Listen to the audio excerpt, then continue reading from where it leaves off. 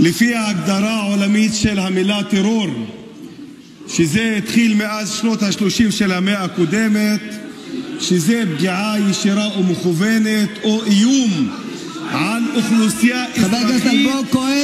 והשאלה פה היא מי הוא הטרוריסט. הצעת החוק מדברת על ביטול אזרחותו או תושבותו של מי שמעודד או מסית לטרור. ואני שואל, מי פה מסית לטרור? מי פה מסית לפגוע בילדים בעזה?